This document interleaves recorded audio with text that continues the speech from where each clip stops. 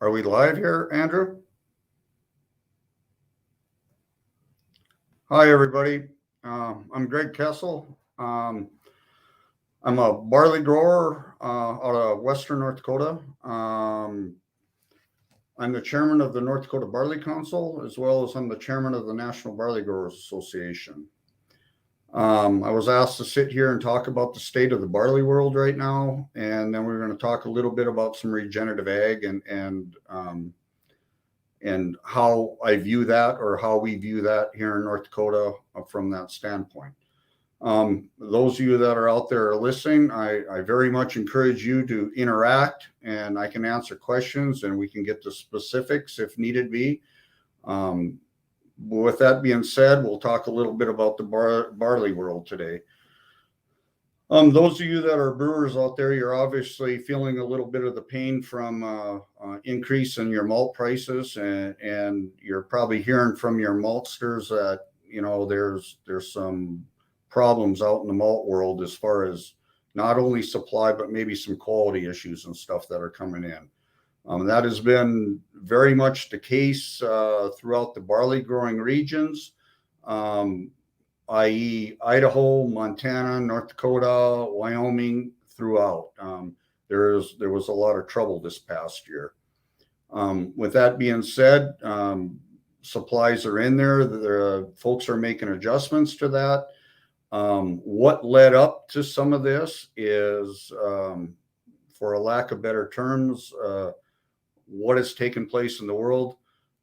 China came into Canada after they had their rift with Australia, and basically came to Canada and bought Canada out of barley. Once they pulled all that barley out of that stream, Canada woke up to the fact that they feed a lot of barley to cattle up there, and they were running short. So they start looking for more barley, and they start pulling some of it out of the U.S., out of the northern states. Once they started to do that, we also had this drought that came into play. You compound that, you line the stars up to where we're at, and we ended up with a short crop. Even in irrigated barley growing regions, short crop with qualities that ain't quite there.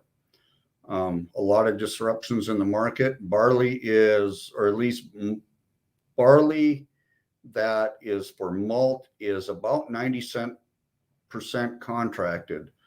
So that left some of the major brewers, as well as some of the crop brewers, short on inventories out there. So you had the U.S. domestic market fared pretty good, but our next door neighbors, Mexico, was really having some struggle, and so in the Mexican market, there was a desire to go out there and fill some needs. They were a bit put off because in Mexico, the beer business was not essential business. So in Mexico, they shut down the brewing industry for a while, and they got cranked up. Come to find out that they ended up with a short crop. I guess I could go on with this for quite some time, but at the end of the day, we're short on good quality barley. We're going to see an increase in acres this coming year, and in the 2022 planting season, we're hoping that'll make up for some of the shortfall and maybe play a little bit of catch up. Not sure how that's going to end up, because other commodities are in demand as well. Corn, beans, wheat. You're probably hearing about, the shortages of wheat and the concerns about what's going on in the Ukraine and Russia right now. So from a world standpoint, we're getting some trickle down to that here in the U.S. Hopefully we can get ahead of this. Now I'll get on to a little bit of regenerative ag. I farm in southwestern North Dakota. Obviously, if you're a Californian, or if you're out in Oregon or in Idaho, we hear a lot about water and water usage. On my particular farm, or our farm, from a two track standpoint, we're all dry land, so we're not relying on irrigation water. Water is a very, what can I say? It is such an important resource right now. And if you're talking irrigated water, the demand for that is going to go to higher value crops than what barley is right now. So we're learning ways from a regenerative standpoint on how we can grow better barley, more barley, quality barley in a regenerative manner. And we're doing that via no-till, from pretty extensive crop rotations, using a lot less commercial fertilizers. We're using legume crops to fix nitrogen. We're doing stuff like that, especially in this environment we're in, where we have a lot of shortage of nitrogen right now, and costs that has almost went four times of what we had in the past. So we're looking at that. We're looking at legume crops there. We got these rotations put in place. We're using less commercial herbicides. We're using less commercial fertilizers through the no-till system. We're not tilling our ground. We're sequestering carbon, which is very much important environmentally, as well as from the standpoint of conserving the water from the natural moisture that we do get via rain, snow, what have you, that we get here in the northern Great Plains. By doing these intensive rotations and stuff, we're able to grow decent volumes. Our qualities have gotten a lot better. We're breaking up rotations. We're not quite dealing with disease issues we have in the past, but there's a cost to doing this, and a cost to get into this rotation and what we're doing here. With that being said, we're also doing some follow through, and in my mind, there's, we got these terms out there today. One of them being regenerative ag, sustainability, or sequestering carbon footprint. All of these things need to be talked about in what we're doing. But they all play a different role and a different part on everyone's operation, on their farming operations, how they manage their crops, how they manage everything that they do. So one size does not fit all for every grower out there. Some of the stuff, and again, I'll go back to our rotation. Again, a no-till situation. We've reduced our commercial fertilizers, and we reduced our commercial insecticides. We're picking varieties that work very well in our rotations. In our rotation, we're doing a 3-year rotation, with legumes being one of the years, and a warm season grass, i.e. corn, we are using in the other rotation. And we found that, at least in southwestern North Dakota, that has worked very, very well for us.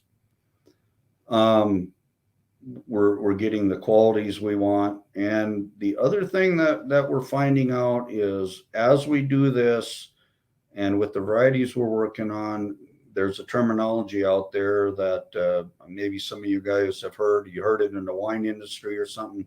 It's called terroir. We're finding that it's more than just the plump and the protein content of our barley that we're growing. We're also getting maybe a little bit of flavor coming through with the system that we're working with, that seems to be coming through into our malt flavors. I guess from that standpoint, we feel that we're lessening our footprint. We're growing our barley next to our malt plant, so we don't have quite the carbon footprint that we're looking at other places. We're very in tune to what products we're growing here, to the quality of malt that we're trying to make and get to our brewers right now. It seems to be working pretty well for us. we take it, we bring it back in, you know, at harvest time, we harvest it, we segregate it. It all goes into certain bins with protein content on per variety, and we segregate it. At that point, we come in and we clean our stuff, and we bring it up, and we'll plump it to like a 99.9% plump. So we're taking the best, the cream of the crop, and that's exactly what we're going into our steep tanks and we're malting and producing malt with. Again, I'll reach out. I know we're running short on time here, but if there's any questions about this process or the state of the barley world, I'd be glad to answer questions. If there's anybody out there that's got a question, if you want to send it in our chat. At that point, we take it to our malt plant, and majority of what we're making is a pale and a pills. We're using a variety called Brewski, which was developed at NDSU. Rich Horsley developed the variety. Fits very well into the craft world. We're also using a hard white spring wheat as from one of our other for our wheat malt. Again, it's an identity preserved. It's proprietary to us. Makes very good wheat malt, so we have that. We're dabbling in another variety right now called Buzz. It's from out of the Montana State University system. We're using that for some of our specialty malts. So with all that, we kind of got a lineup of some very unique stuff. We're doing it in a manner that I guess we feel is not only sustainable, but we're doing it in a regenerative agricultural environment. We're doing it, you know, with a lessened carbon footprint as much as we can. And we're doing it with a story behind it that traceability. We can take you out there, and if you wanted to, we can take you from a pint glass all the way back out to the field that this stuff was grown in, which makes it relatively unique. With that being said, we're also a single source malt. We do not blend our malts. We're single sourced.